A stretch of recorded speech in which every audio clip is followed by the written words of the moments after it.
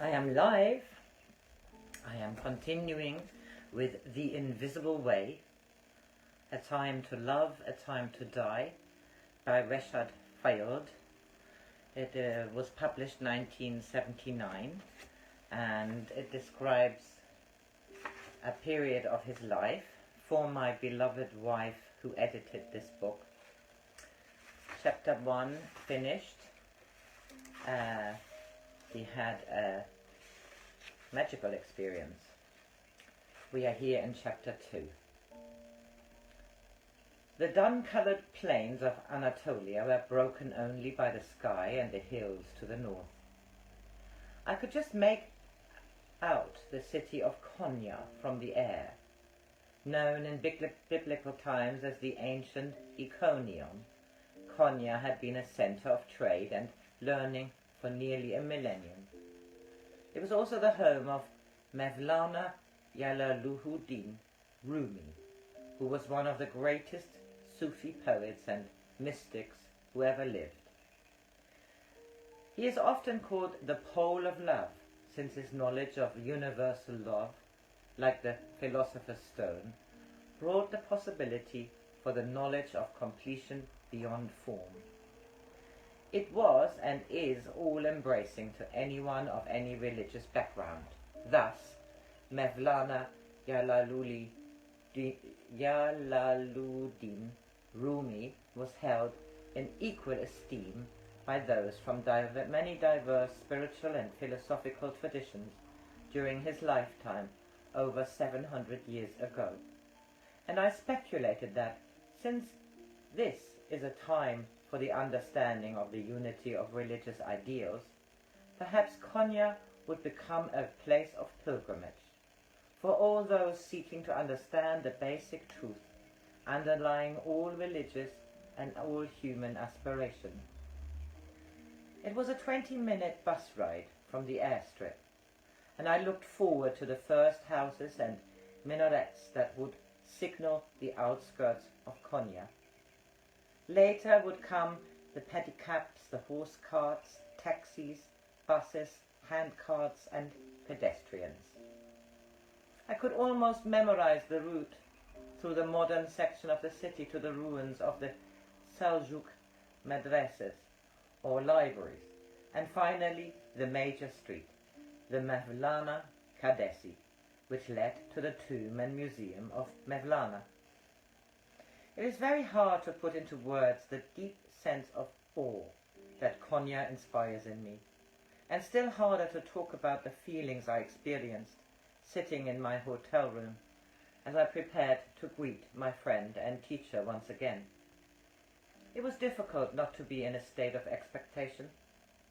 I had been taught that nothing can ever be as we anticipate. There's always something greater than we have imagined, and things do not always work out as we would wish them. I had risen while it was still dark. After bathing, I sat by the window where I could just see the square by the museum and the mosque opposite. The dawn was touching the sky behind. Allahu Akbar, Allahu Akbar. God is great, God is great. The call to prayer had begun. Each mosque burst forth its cry to the faithful to come to prayer. I watched as the last person hurried into the mosque. Only the street sound outside remained. As I prepared to leave the room, the telephone rang. "Your friend is here," the concierge said. "He says to come down and join him for coffee." My teacher hadn't changed at all during those years, and I experienced the same love and warmth as the first day I met him in the shop in London. We embraced somewhat formally, and he motioned me to join him at a table. 2 cups of Turkish coffee were already there. "It has been a long time," he began, smiling. "How are you? How have you spent these years?" "All I know is second hand, and that it has not been easy for you." I remembered how he had put me through test after test, presumably to see whether I was capable and persevering enough to continue. I thought of the endless and apparently pointless experiences that I had found myself in, and of the joy and the pain that seemed to balance one another out. "Did you go to Mexico as you were instructed?" he asked. "You did not write, and I was worried, although I knew that you probably did not know how to get in touch with me. What happened there?" I had to relate every detail, what I had done, whom I had met, and so on. I had seen him do this before, but this time there was a greater intensity in his questioning. When I told him about the egg story, he laughed. "But I said that the answer lies in the egg, did I not? I wonder if you have understood." We were silent for a while. A waiter came and brought us more coffee. "Now," he continued, "let's speak directly. You wrote to me and asked that you might come to see me again, but you did not say in your letter exactly why. I'm sure you must have some idea why you have come." I did my best to phrase an answer.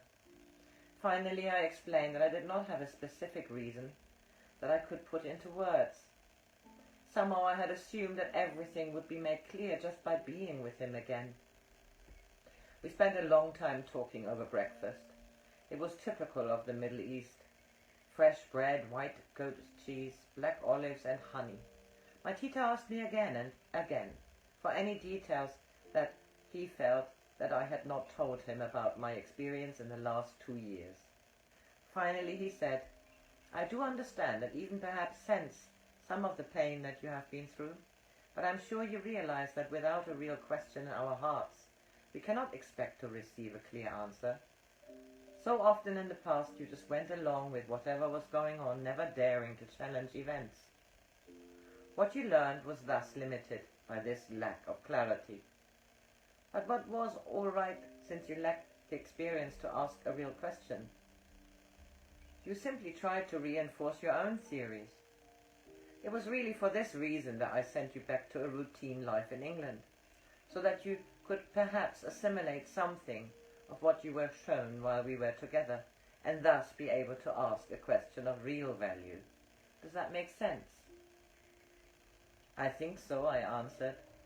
I was beginning to realize that the fulfillment of our new meeting would be in the quality of my own internal questioning and distillation of all that I had experienced since we had last met. "Things have changed now," he went on. "You do have more experience, and I sense that there is a good reason why you are here." He touched my shoulder for a moment and smiled. "Honestly," I said, "it seems impossible for me to phrase in one sentence all the questions I have had. There are so many and so much doubt. To be honest with you, there is much that I am tired of, at least things that I have seen. So what about the egg? What if someone can produce from the inside of a chicken egg the materialization of an event already past? What if an egg is broken on someone's head and the person does get better? Does all that really have anything to do with what I'm pursuing?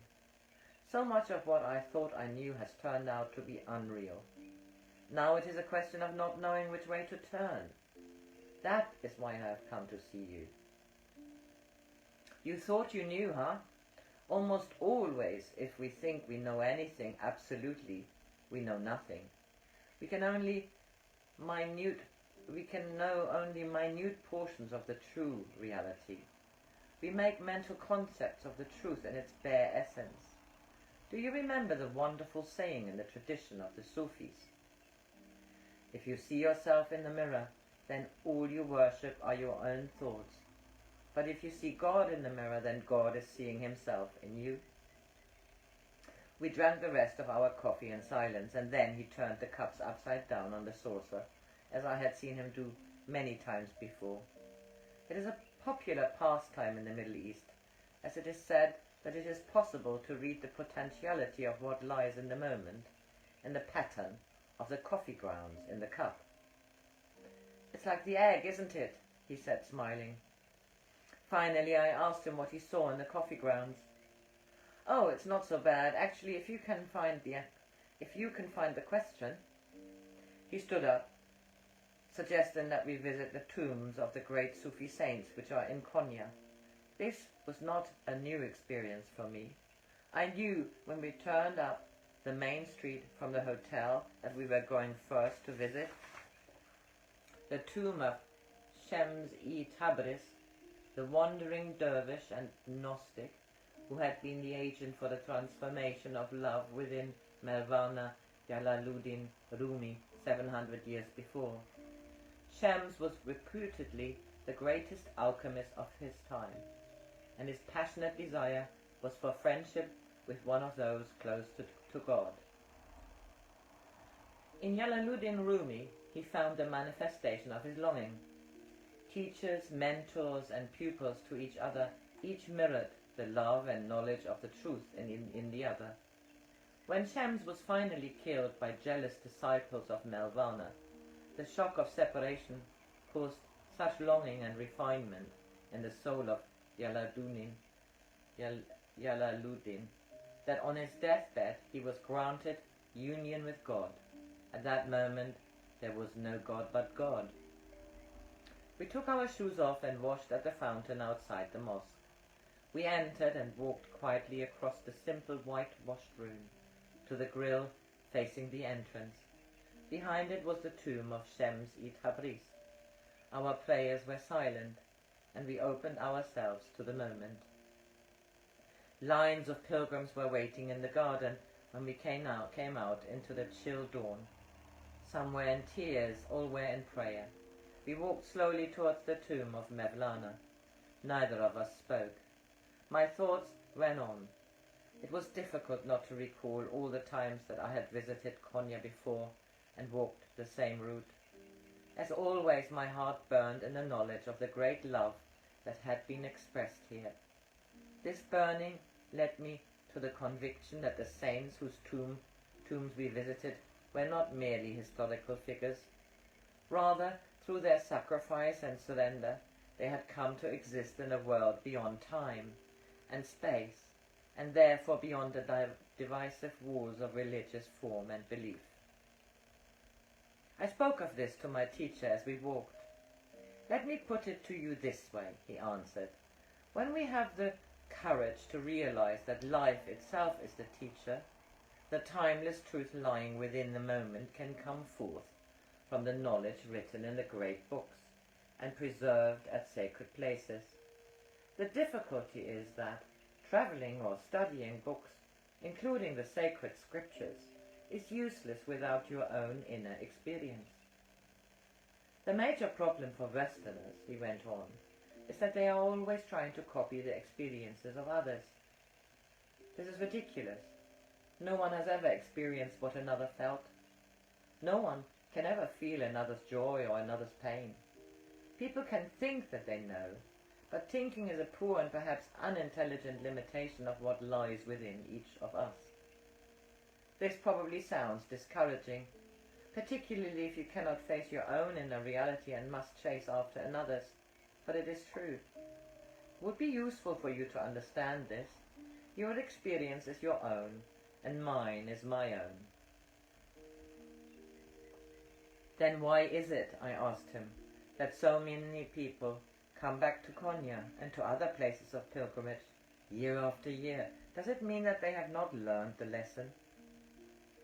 "Not quite," he replied. "It is rather like the ocean. You may learn to swim, but the ocean is continuously changing, and so in a sense the swimming is different. It adapts itself to the mood of the water. The ocean is the same, but its surface is always changing. Thus, when you visit someone like Mevlana or Shams-e-Tabriz, or the city of Jerusalem, or Chartres Cathedral in France, for example, you are encountering something of such depth that, no matter how many times you go and however much you have understood, further realizations and deeper understandings are always possible. It is a question of unfolding. It will be necessary for you to meditate on this, for I am attempting to speak of things that really cannot be talked about. After all, there is only one God, but he is continuously manifesting himself in different forms, in different religions and through different masters, saints and prophets. We cannot say that First there was no God, and then suddenly there was God. We rounded the corner and entered the long street that runs straight to the tomb of Mevlana. Long lines of people waited outside the museum in front of the mosque, and vendors plied a busy trade, selling curious plastic prayer beads, scarves, prayer hats, and small phials of perfume. Flocks of pigeons wheeled and circled overhead. In the courtyard of the tomb a rose garden filled the air with a scent, and a continuous sound of running water could be heard from a large fountain, built for people to wash before entering the building to pray. I walked behind him through the museum until we came to the place where the body of Mevlana lies, under a heavy cloth of green and gold embroidery that covers the raised bier. We stayed for a long time, and I recall asking not only to be healed of my ignorance, but also to know the question arising at the moment, which, if answered, might bring us all closer to the truth. We walked quietly through the different rooms, looking at the illuminated manuscripts and paying our respects to those men of God who rested there. I sensed a change in myself since my last visit. Then I had felt an unlimited time for things to work out in whatever way that they should. But now I had the very distinct sensation that time was short. Whether this feeling arose from my own projections or whether there were other forces at work, I could not tell. We sat in the courtyard after we came out of the museum, and when the time seemed right, I spoke about my feelings. "Do you find this a problem?" he asked. "Do you remember how many times I have told you that really there are no problems? You get so caught up in the world of time that you cannot begin to come to understand the real world. Of course, things change and indeed are changing, but how should that be a problem? The only problem that exists is our own ignorance, for it is we who make life so difficult." I dislike this word, problem, in the English language. It is just a concept of the mind that is limiting, and I'm sure you did not come back to meet us only to recreate illusion. What you call a problem is merely an unattended situation. It is quite clear you have come all the way from England, but you do not know what to ask. Thus, all we can do together is to talk and enjoy being with each other, for destiny can only work to the extent that we put ourselves in its stream, and that again has to do with the quality of our intention. The most important thing to understand at this juncture is that it is we who have to change. We cannot expect change of others without making effort of our own. We would only see more and more so-called problems in the outer world. When we cannot solve these problems, we may feel impotent and frustrated, and that will most likely lead us to grief and fear. Before we know where we are, we have either become fanatics, or else we have retired further and further into ourselves and our relationships to escape the pain. Do you see what I'm getting at? It is only by changing ourselves that we can see through what we call a problem into what underlies it. The unattended situation is within ourselves. We have to look at what motivates us, at our repeated habit patterns, and why we react as we do. If we are honest with ourselves, a change can occur, and we can hopefully see through the illusion of problems.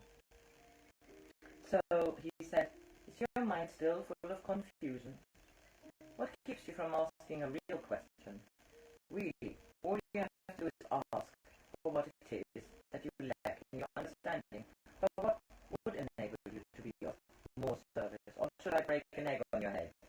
He laughed. I was finding myself more and more agitated.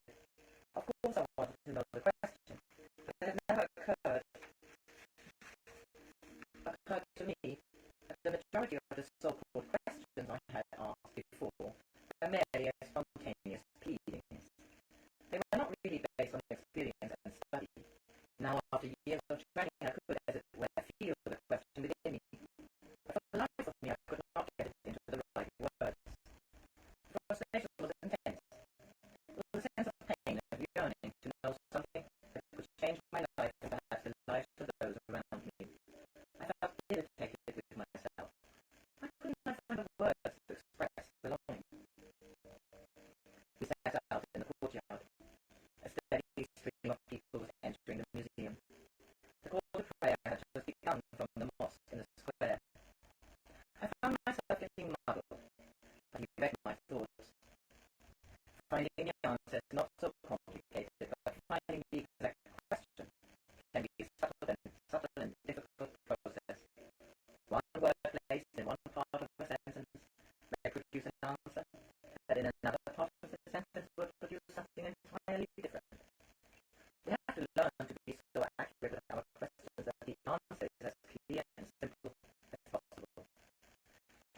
remember